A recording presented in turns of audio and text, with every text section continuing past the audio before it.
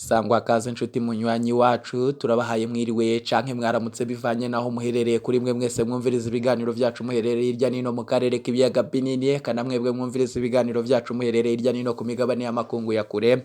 Turi kwigenekerezo rya mbere Nyakanga umwaka wa 2022. Iyi ni Bijisho TV ikaba ariyo mbonesha kuri yo nyene rudendo ronka kwa makuru utabasha kuronka handi. Ngingo nkuru ziza kugira ibiganiro vyacu vy'uno munsi turazishingira ku makuru akomeye cyane avurwa ku rubuga rw'intambara muri Repubulika Iharanira Intwaro Rusange ya Kongo.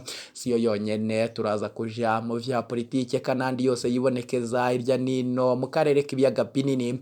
Ayo no munsi turayatangurira ku makuru akomeye cyane ahejeje kudushikira muri aka kanya.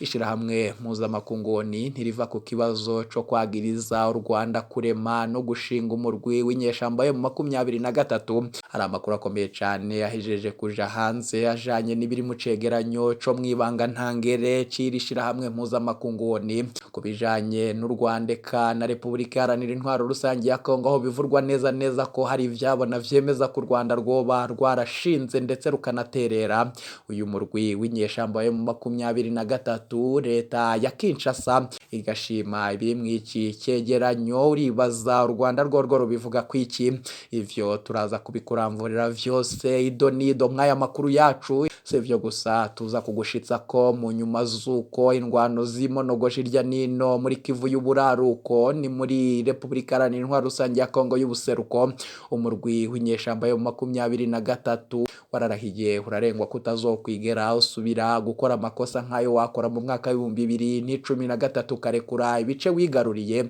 Ivyo biruko mu nyuma zuko kuri ubu abarabira vya hafi vya politiki y'akarere k'ibiyaga binini babona ko uyu murwi w'inyeshamba yo mu 2023 woba uri mu vyago. Ni mu nyuma zuko hari amakuru akomeye cyane ajanye nuko igisoda c'ibihugu vya Afrika y'ubuseruko coba kiriko kirishikira ku butaka bwa Repubulika Iharanira Intwaro Rusange ya Kongo ko bwinshi. Hari amakuru avuga ko igihugu c'u Burundi coba gihejeje kurungika abasoda bashika ku 1,200.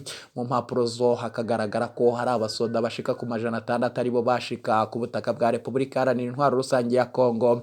Ni amakuru akomeye cyane avuga ko hari abandi basoda baba bahejeje kurungikwa n'igihugu c'u Burundi. Hari n'ibindi bihugu vyo muri Afrika bivurwa yuko abasoda bavyo baba barahejeje gushika ku butaka bwa Repubulika Iharanira Intwaro Rusange ya Kongo. Abo bose bikavugwa ko ngo baba bashigikiye ubutegetsi bwa Kinshasa. Ivyo bihugu nibihe navyo uraza kuvyumviriza mw'idonido ry'amakuru yacu. Biruko mu nyuma zuko muri Repubulika Iharanira Intwaro Rusange ya Kongo ibintu bibandanya kuba bibi. Ni mu nyuma zuko amasoko yacu mu gisagara ca Kinshasa tubwira yuko kuri ubu ngo abatavuga rumwe n'ubutegetsi bwa Kinshasa batanguye guhaguruka no gusaba abanywanyi babo kwiyamiriza ubutegetsi bwa Félix Antoine Tshisekedi. Biruko kandi mu nyuma zuko amakuru adushikira kuri ubu ngo aruko Joseph Kabila yahejeje kwemezwa n'umugambwe wiwe ko ari wazohagararira mu matora ategekanijwe kuba mu minsi ya vuba. Ivyo ngo bikaba bishobora no gutuma Félix Antoine Tshisekedi adaheza ikiringo ciwe. Ni mu nyuma zuko bivurwa yuko ngo bamwe mu butegetsi na cane aba hafi kuri we nabo nyene ngo bo batanguye kugumuka. Ibintu birashobora kuba bibi cyane mu butegetsi bwa Félix Antoine Tshisekedi. Biruko mu nyuma zuko umubano n'igihugu c'u Burusiya wo ubandanya kuzamuka. Ivyo ngo bikababaza cyane abo mu bihugu vy'uburengero bw'isi na cane igihugu ca Leta Zunze Ubumwe za Amerika. Uburusiya bwahejeje kugira ico buvuze kubibera muri Repubulika Iharanira Intwaro Rusange ya Kongo. Bamwe bakavuga ko ari byo vyatuma igisoda FARDC cyahagurukije ibitero bikomeye cyane ku barwanyi bo mu rw'inyeshamba yo mu 2023. Kuri ubu ngo hari ibice biriko vyakamo umuriro. Ivyo bice nibihe navyo uraza kuvyumviriza idonido mwaya makuru yacu. Manuka munsi y'video uraba hari ijambo sabone, urabona hari akazogera naho nyene ufyonde ko eka yo makuru nandi makuru ariko yibonekeza irya nino mu karere k'ibiyaga binini tuze tuyagushitsa ko yose idonido ni mukanya inyuma y'aka kanaka.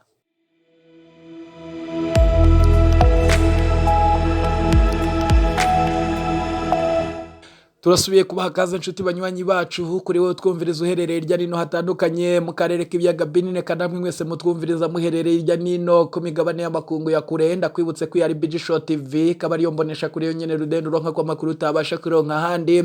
Ubu turagarutse kugira tubashitse ko ayo twababwiye mu mfunyafunyo z'amakuru yacu turayatangurira ku makuru akomeye cyane ariko aravugwa muri Republika Iharanira Intwaro Rusange ya Kongo. Ni mu nyuma zuko habura igihe gitoyi cyane kugira amatora be ibintu vyahejeje gukomera cyane muri politiki y'iki gihugu ca Republika Iharanira Intwaro Rusange ya Kongo. Mu gisagara ca Kinshasa haravurwa ibintu bikomeye cyane. Ni mu nyuma zuko abatavuga rumwe n'ubutegetsi bwa nyenicubahiro Felix Antoine Tshisekedi bahagurukiye kumurwanya vyivuye inyuma. Biruko mu nyuma zuko abo mu murwi wa Joseph Kabila wahora arongoye iki gihugu ca Republika Iharanira Intwaro Rusange ya Kongo bahejeje gusubira kwemeza Kabila ko ari we hazohagararira uyu mugambwe mu matora ategekanijwe kuba. Ivyo biruko kandi mu nyuma zuko amakuru adushikira ava ku rubuga rw'intambara muri Republika Iharanira Intwaro Rusange ya Kongo muri Kivu y'uburaruko ni mu buseruko neza bwa Republika Iharanira Intwaro Rusange ya Kongo. Kuri ubu ngubu amakuru adushikira ava mu masoko yacu ku rubuga rw'intambara ari uko abasoda bo mu rw'inyeshamba yo 23 bo bageramiwe. Ni mu nyuma zuko havurwa intererano ikomeye cyane y'ibihugu vya Afrika bishigikiye ubutegetsi bwa Felix Antoine Tshisekedi, bikanavurwa yuko kuri ubu hoba harimwo intererano y'igihugu c'Uburusiya. Ni mu nyuma zuko umuvugizi w'igisoda ca Republika Iharanira Intwaro Rusange ya Kongo atangaza ko hari umubano mwiza n'igihugu c'Uburusiya. Umuvugizi w'igisoda c'Uburusiya niwe yakira intumwa ya Republika Iharanira Intwaro Rusange ya Kongo mu Burusiya, we akavuga yuko ico Afrika isavye igomba guca ikibona. Akavuga ko bafisanye umubano ukomeye n'igihugu ca Republika Iharanira Intwaro Rusange ya Kongo, baniteguriye guterera mu buryo bushoboka kugira ibibera muri Kongo bice bihagarara. Ivyo ngivyo navyo ntibiryohere abo mu bihugu vy'uburengero bw'isi na cane cane bazwi nka Western country, na cane cane igihugu ca Leta Zunze Ubumwe za Amerika naco kifuza guterera Republika Iharanira Intwaro Rusange ya Kongo ngo bikaba ari mu mugambi wo kudatakaza inyungu bafise mw'iki gihugu.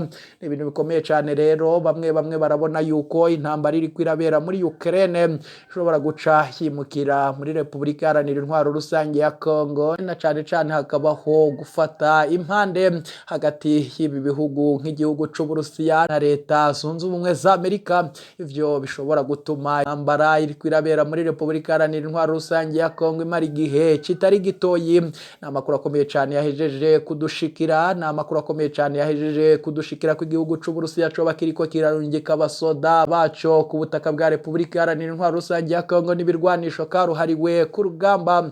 Ivyo bikaba mu nyuma zuko haheze igihe kitari gitoyi bivurwa yuko abasoda b'abahinga bo mu Burusiya na cane cane abo mu murwi w'abahinga mu kurasa uzwi nka Wagner Group, abo nyene nabo bikaba bivurwa yuko ngo baba barashitse ku butaka bwa Republika Iharanira Intwaro Rusange ya Kongo abihweza ivya politiki y'akarere k'ibiyaga binini n'ivy'imirwi y'abaroberi irwanira mu mashamba na cane cane ya Republika Iharanira Intwaro Rusange ya Kongo. Bakabona yuko abarwanyi bo mu rw'inyeshamba yo mu 23 bo bari mu vyago mu nyuma zuko igihugu c'Uburusiya cakwinjira mu ntambara yo muri Republika Iharanira Intwaro Rusange ya Kongo ku buryo bweruye. Mu nyuma zuko igisoda ca Republika Iharanira Intwaro Rusange ya Kongo FARDC gitangaje ko hari umugambi ukomeye cane gifise ugushura imirwi irwana na cane cane umurwi w'inyeshamba yo mu 23 wahejeje kwitwa umurwi w'ivyihebe n'ubutegetsi bwa Kinshasa. Kuri ubu ngubu biravurwa yuko umuriro wo uri kuraka mu bice bitandukanye vyo muri teritwari ya Rucuru, mu bice vyo muri teritwari ya Rucuru. Bikabuko kandi mu nyuma zuko igisoda c'inyeshamba za mu 23 coco carahiye kikarengwa ko kitazova mu birindiro vyaco. Kuri wari na bamwe batanguye kwihweza ko abasoda b'uyu murwa ataco bagisaba Leta ya Kinshasa. Bikavurwa yuko ataco bagisaba Leta ya Kinshasa. Ni mu nyuma zuko hari n'amakuru akomeye cyane adushikira ko hari n'imigambwe na cane cane itavuga rumwe n'ubutegetsi bwa Felix Antoine Tshisekedi yo biriko iragirana ibiganiro vyo mu kinyegero n'abarwanyi b'uyu murwi wa M23 ngo bikaba bishobora kubafasha mu gutsinda amatora. uwashirwa mu majwi ko ariko arafashanya n'abarwanyi b'uyu murwi w'inyeshamba za M23 ni Joseph Kabila wahora arongora iki gihugu ca Repubulika Iharanira Intwaro Rusange ya Kongo. Ni wewe nyene ngo afisanye imikorere ikomeye cane n'abarwanyi b'izi nyeshamba. N'amakuru akomeye cane adushikira biruko kandi mu nyuma zuko ishirahamwe mpuzamakungu niryo ridashaka gufunga amaso ku kibazo cyavugwa katari gake kijanye n'abarema uyu murwi w'inyeshamba yo 23 banawuha intererano. Kuri ubu riracagiriza igihugu c'u Rwanda ko arico coba kiriko kiraterera uyu murwi w'inyeshamba, ariko ivyo Rwanda rworwo rukavyamirira kure mu cegeranyo cashirwa habona n'abahinga birishirahamwe mpuzamakungu. Abo bahinga bakaba bemeza ko bafise ivyabona bikomeye ko igisoda c'u Rwanda gifashanya n'inyeshamba za M23 mu kurwana mu buseruko bwa Repubulika Iharanira Intwaro Rusange ya Kongo. Bakanavuga ko igihugu c'u Rwanda giterera mu bijanye n'igisoda harimo nko gutanga inkoho n'ibindi birwanisho ku barwanyi b'umurwi w'inyeshamba M23 urwanira mu buseruko bwa Repubulika Iharanira Intwaro Rusange ya Kongo. Ivyo bikaba bivurwa n'ibiro ntaramakuru vy'abafaransa AFPK n'ivy'abongereza Reuters. Ico cegeranyo n'ubwo ngo kiri mwibanga ntangere kiragizwe n'impapuro 131. Ibiro ntaramakuru vy'abafaransa n'ivy'abongereza AFP na Reuters. Leta ya Kigali yoyo ntiyahemye kwiyamiriza abayagiriza gufashanya n'uyu murwi wa M23. Eka n'abarwanyi b'uyu murwi nabo bakabandanya kuvuga yuko atabufasha bahabwa n'igihugu c'u Rwanda. Uyu murwi w'abahinga wawo ni wo ukavuga ko wabonye vyabona bikomeye vyemeza ko hari ibitero vyakorwa n'igisirikare c'u Rwanda, hari ibitero bikomeye vyakorwa n'igisirikare c'u Rwanda gifashanya n'inyeshamba z'umurwi wa M23 muri teritwari ya Rucuru hagati y'ukwezi kwa11 umwaka wa 2021 n'ukwezi kw'indwi mu mwaka wa 2022, nkuko ibiro ntaramakuru vy'abongereza Reuters bibandanya bivuga. Inyeshamba za M23 ubungubu zigenzura ibice bitandukanye vyo muri teritwari ya Rucuru hamwe n'umugi muto wa Bunagana uri ku mupaka wa Uganda na Repubulika Iharanira Intwaro Rusange ya Kongo. Icikegeranyo kikabandanya kivuga yuko abasoda b'igihugu c'u Rwanda bagaba ibitero bari kumwe n'inyeshamba za M23,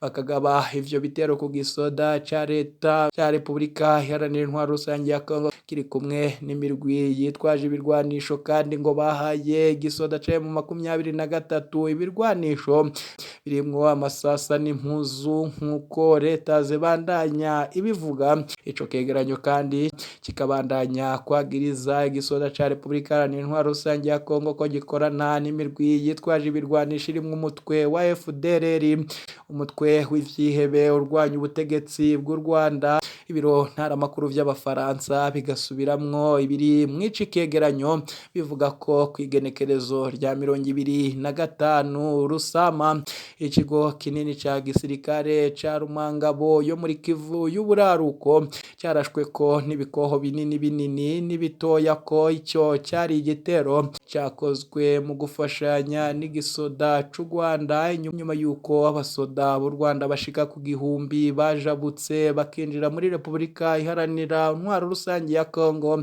Bakavuga yuko ngo abo basoda bajabutse ku munsi wabanje. U Rwanda rworwo rukabandanya rwiyamiriza ibivugwa n'aba bahinga ba ONU.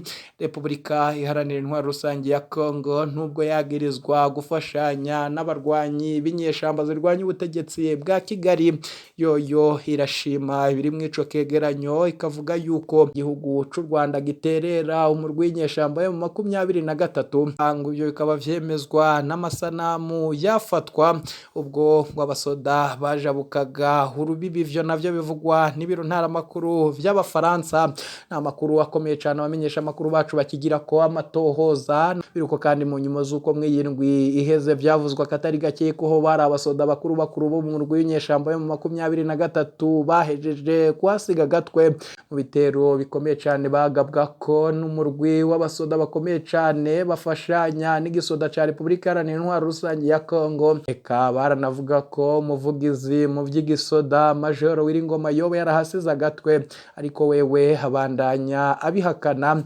Ni mu nyuma z'uko kandi bamwe mu bategetsi bakuru b'uyu murwi w'inyeshamba yo 23 bahejeje igihe gitoyi batagaragara, bikavugwa ko ngo boba barahejeje kuva ku butaka bwa Repubulika Iharanira Intwaro Rusange ya Kongo, na cane ko kuri ubu ngo hari bimwe mu bidasobanuka biriko vyibonekeza ko bishobora kuba mu minsi iza. Ni amakuru akomeye cane abamenyesha amakuru bacu bari hirya nino ku rubuga rw'intambara bariko badutohoreza, ibiza kugenda bibashikira vyose turabibashitsa ko ido nido. Reka bakengurukire inshuti banywanyi twabanye mu ibiganiro vyo kwirigenekerezo rya mbere Nyakanga umwaka wa 2022, basabe kandi kumanuka munsi y'video muraba handitse ijambo sabone mufyonde ko hama tuje turabana mu makuru n'ibiganiro tubashitsa ku munsi. Ntimuje kure ibiganiro vyacu nakagaruka. Bakengurukire mwese mutwumviriza muherereye hirya nino hatandukanye. Iyi ni BG Show TV.